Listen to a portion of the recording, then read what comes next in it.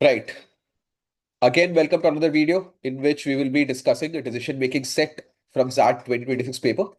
I hope all of you have read this set. So this set is about Vidya, a fresher BCom student who has recently joined BKSM. And she is very intimidated by the caliber of her colleagues who are all having a lot of experience and they seem to bring a lot of knowledge about the workplace and corporate itself. So she is anxious about her placement and she doesn't know what she should do in order to compete with others who have work experience. And a lot of seniors have advised that she should try to get into committee positions, into student committee positions. So she decides to join committees and then she gives a lot of interviews. And despite her best efforts to apply and try to get selected in these committees, she is not getting selected. And she gets frustrated and angry. She believes that the processes are fudged, they are biased, and the people who make the recruitment, the seniors who are conducting the interviews with the are students of the college itself, and they are not recruiting based on ability, but they are recruiting based on uh, personal preference, on friendship, on people who they like, and it's not being done very on a very merit-based kind of a system. So she's angry and frustrated, and she decides, and she thinks, not decides, she thinks whether she should reach out to a social media platform called YMBA, which is known to post grievances of students anonymously. And that way, she feels that she can vent out her frustration. So that's what she's pondering about. So this is a situation, and keeping this in mind, let's look at the first question. First question says, impulsively, Vidya secretly recorded her next committee interview. The interview turned out to be particularly harsh. Now she was even more determined to post the transcript of the interview on YMBA to teach a lesson to her seniors. However, she contemplated the consequences she might face after posting the transcript. This part of the question is very important. That what is she afraid of? She's very frustrated. But then she does not want to deal with the consequences. That it might lead to some kind of negative consequences. She's going to be a student in a college after all. And if people stop liking her, then that's going to be a problem. And if she antagonizes the wrong people, that might be a problem. So those can be the consequences of her sharing this transcript with YMBA, the social media platform. So question is, which of the following considerations will best stop her from sharing? So stop her from sharing the transcript is again a keyword to be focused upon. So keeping this in mind, if I look at the options, then among the options, first option that I should eliminate is option B. B says sharing such posts on my MBA may present the committee selection process in a bad light. That's what is her intent. That she wants to show those committee processes are bad. So B will serve her purpose. If B is true, then she should go ahead and submit her transcript to YMBA. So B is actually opposite of whatever the question is asking. So B cannot be the correct answer. And next option that I will eliminate personally is option D. D says a few seniors who never made it to committee still secured good placements. See, this is problematic on quite a few levels. Number one, it is problematic because she wants to expose a selection process. Now, this does not talk about, D does not talk about the selection process, whether it's biased or not. Number two, she wants to get into these student committees because she's a fresher and she believes that these committees will help her with placements. Now, seniors, it just says seniors and it does not say whether it's fresher seniors or seniors with work experience. Another problem is that it says a few seniors. A few is a very key word because few is such less, like it denotes such a less quantity that it does not tell us that what is happening to majority of the people who are not joining committees. Whether majority of the people who are not joining committees, are they getting good placements? We don't know. So D is not at all a good enough answer to mark in this particular question, and that's why D is not the correct answer. Now A, C, and D all can be a bit confusing. Among A, C, and D, I personally will eliminate option A next. A says sharing such posts on YMBA may negatively impact the morale of student committee members, which is again wrong for the same reason as option B. Now, why I kept A till now and not with B did I mark it? Because when people says morale goes down and if they find out that it is her who has shared this information, then they might antagonize her. So that is why A can lead to some kind of negative consequences. But again, she does not care about morale of student committee members, so that's why A cannot be the correct answer. Among C and D, C seems like a very attractive option to mark. But that is why I asked you to focus upon contemplated the consequences part of the question. C does not tell us about any dire consequences for Vidya. So that's why C is not the correct answer. E is a dire consequence for Vidya that if people are able to guess her identity from the transcript, then people will know that she is the one who has gone out and given this particular transcript, and that might antagonize, not might, I think it absolutely will antagonize at least the committee members who had conducted that interview, and whoever are friends with those committee members will definitely get antagonized. And that's why E is a consequence that she would definitely want to avoid, and that should stop her from sharing the transcript on YMBA. Right. Next question of the set says that Vidya secretly recorded a next committee interview. The very next day, Vidya was selected for the same committee. So she got selected of the interview that she had recorded. And what happened was that immediately after that, a few days later rather, a post went viral on YMB about BKSM accusing student committees of unfair practices. So exactly what Vidya wanted to report the committees on, somebody had reported that. Probably it's not Vidya. Then the question says that the post created a stir in BKSM, making Vidya anxious. Vidya's anxiety stemmed from the fact that Anjali, her confidant, knew about Vidya's intent to publish her interview on YMBA. Hence, Vidya feared that Anjali might assume that she was behind the viral post. So she's now afraid that even though she's not the one who has been the whistleblower, but because she has confided in Anjali, who is a confidant, her friend, that she is going to do such an act, and someone else has done this, so she's afraid that Anjali might believe that it is Vidya who has leaked that information. And she is afraid that Anjali might reveal that to someone else, and then Vidya's reputation might get tarnished. Question is, what best can Vidya do in the current situation so that she is not negatively impacted by the viral post?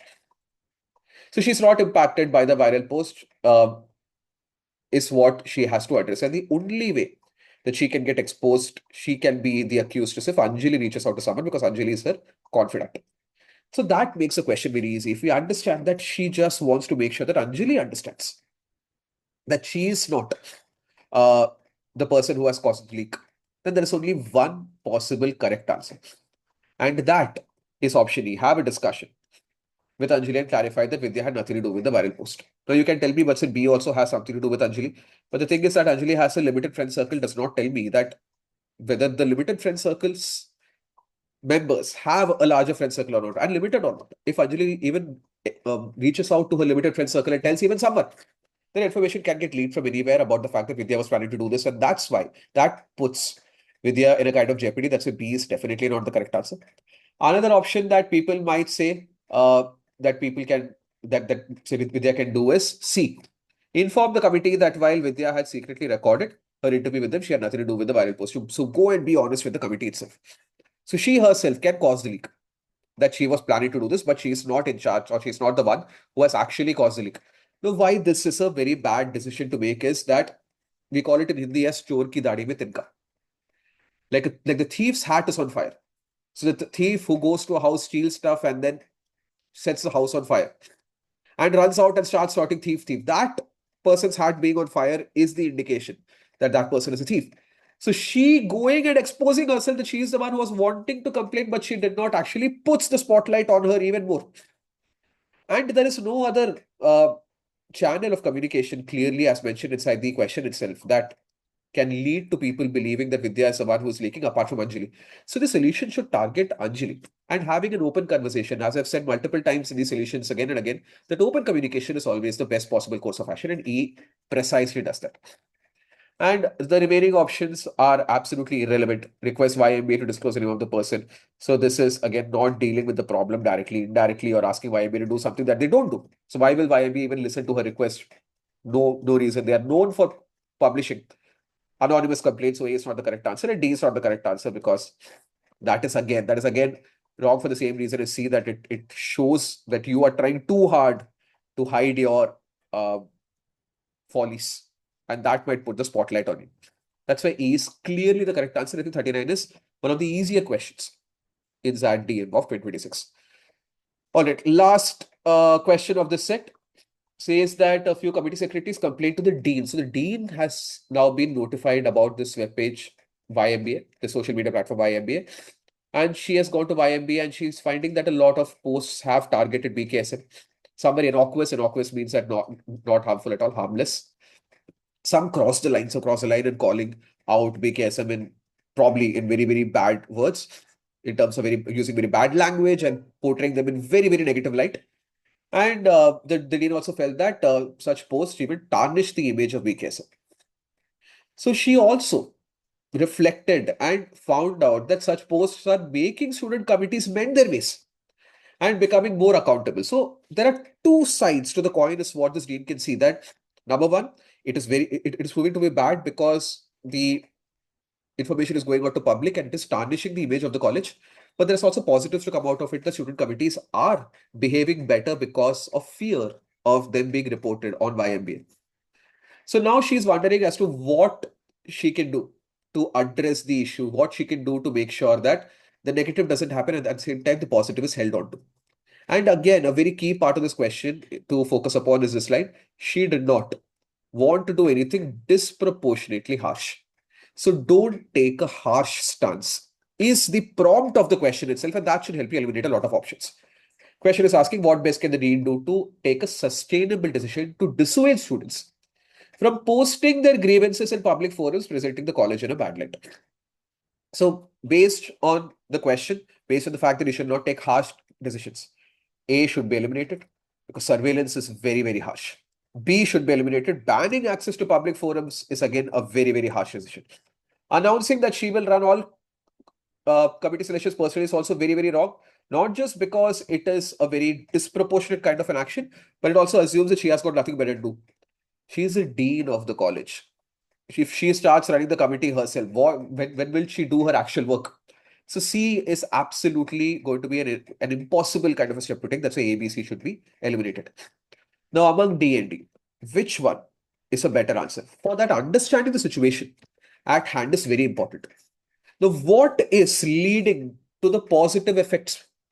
The post on YMBA is what is leading to positive effects in student committees behaving better. And what is YMBA doing? YMBA is publishing people's grievances anonymously.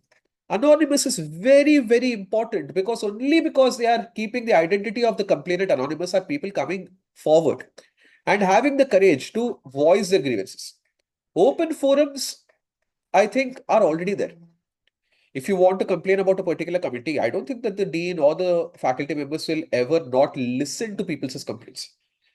Or you can directly complain to some committees about others. So open communication, I don't think is a problem in this entire situation. Problem is that when people are communicating openly, then they're afraid. Like Vidya is afraid of open communication because it can lead to some negative consequences, antagonizing people.